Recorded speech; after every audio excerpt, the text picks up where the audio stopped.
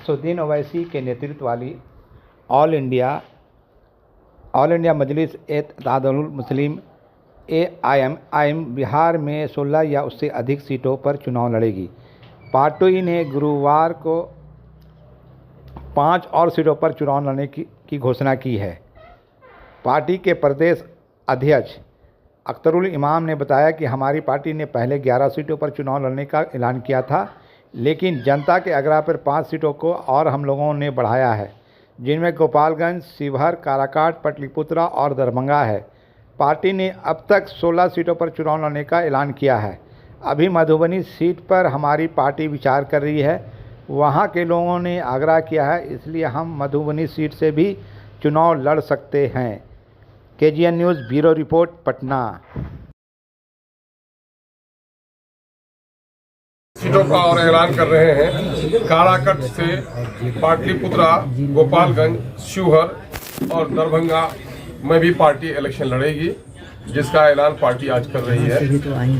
मधुबनी से भी काफी दबाव है, उसके बारे में हम लोग गौर कर रहे हैं, लेकिन इन जगहों पर पार्टी इलेक्शन लड़ेगी, जिसका ऐलान हम लोग कर रहे हैं। और कई उम्मीदवार हमारे यहाँ हैं। अभी हमारी पार्टी में आज ज्वाइनिंग भी हो रही है मोहतरमा प्रियंका चौधरी साहिबा का, जिनका काराकट से ताल्लुक है, और जनाब फारूक साहब का भी, जिनका पाटलिपुत्रा से ताल्लुक है, वो ज्वाइन कर रहे हैं। कई सीनियर लीडर हमारे ज्वाइन कर रहे हैं और हम बड़ी मजबूती के साथ इलेक्शन लड़ना चाहते हैं। मेरी ख्वाहिश है, पार्टी की पूरी कोशिश है कि कहीं से भी भाजपा कामयाब नहीं हो, लेकिन चूंकि हम इलेक्शन का ऐलान करते हैं तो आप लोग इल्जाम लगाते हैं। हमारी पूरी कोशिश रही, 2020 में भी मैंने तमाम तर मिली ऑर्गेनाइजेशन को कहा कि मुझे गठबंधन का पार्टनर बना दिया जाए। इस मरते हुए जब इंडिया का गठबंधन बना तो हम लोगों ने कोशिश की, तमाम तर नेताओं से बात की, प्रेस के माध्यम से भी उन लोगों से आग्रह किया कि साहब, हम नहीं चाहते हैं कि सेकुलर वोटों का बिखराव हो, हमें भी अपना पार्टनर आप बनाइए। लेकिन ये लोग सिर्फ बीजेपी का खौफ दिखाकर माइनॉरिटी की क़यादत को, माइनॉरिटी की लीडरशिप को कहीं उभरने नहीं देना चाहते। हालांकि MIM अपने टिकट के बंटवारे में पिछले दिनों में भी हमने इलेक्शन लड़ा था, तो ऐसा कुछ भी नहीं था कि हमने नॉन माइनॉरिटी वोट नहीं दिया, ये टिकट नहीं दिया। हमने यादव को टिकट दिया, हमने दलितों को टिकट दिया है। अब की बार भी जो हम MP के इलेक्शन के लिए जिन सीटों का ऐलान कर रहे हैं, हम 50% वहाँ जो टिकट्स हैं वो हम नॉन मुस्लिम्स को देंगे। इसलिए कोई इल्जाम हम पर नहीं लगा सकता है कि हम कोई खास जमात और समूह की बात कर रहे हैं। हमने इंडिया गठबंधन के लोगों से बार बार गुजारिश की। बहुत सारी हमारी जो मुस्लिम संगठन है, मुस्लिम तंजीमें हैं, इन लोगों को भी यह खदशा रहता था कि हमारे आने से सेकुलरों का बिखराव होगा। इन लोगों से भी गुजारिश की कि आप भी हमारे लिए वकालत कीजिए कि हम सेकुलरों का बिखराव नहीं चाहते हैं, लेकिन हम अपने वजूद को बाकी रखना चाहते हैं। क्या मुस्लिम लीडरशिप के लिए कोई गुंजाइश नहीं है बिहार में?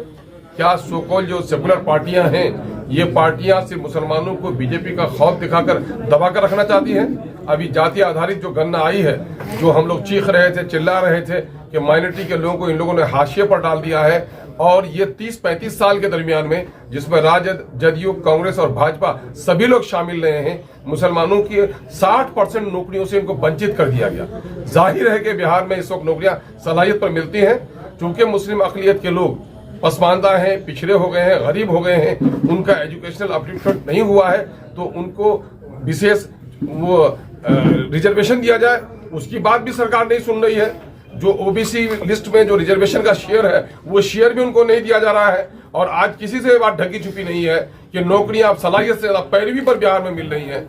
जिन लोगों का पहले मास्टर रोल पे बहाली होती है, उन्हीं को परमानेंट किया जाता है, तो वहां पर सलाहियत देखी नहीं जाती, वहां पैरवी देखी जाती है। इसलिए और जहां अभी जो आई है, जो आर्थिक आंकड़े आए हैं जाति आधारित गणना में, उसमें ये दिखाया गया है कि जिन जिन क्षेत्रों में मुसलमानों की आबादी है, वो क्षेत्र ज्यादा पिछड़ा रहा है, वहाँ पलायन ज्यादा हुआ है, वहाँ गरीबी ज्यादा रही है, वहाँ पर नाना किस्म की बीमारियां ज्यादा रही हैं।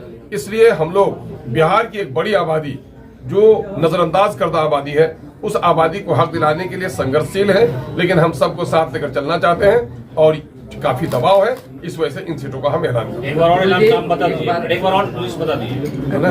हम तो सीमांचल में लड़ ही रहे हैं, उसके साथ ही काराकट, पाटलिपुत्रा, गोपालगंज, शिवहर और दरभंगा, इन 5 सीटों का हम ऐलान कर रहे हैं। और मधेपुरा से भी काफी लोगों का दबाव है, उसके बारे में पार्टी को रेजोल्यूशन भेजा गया है ना।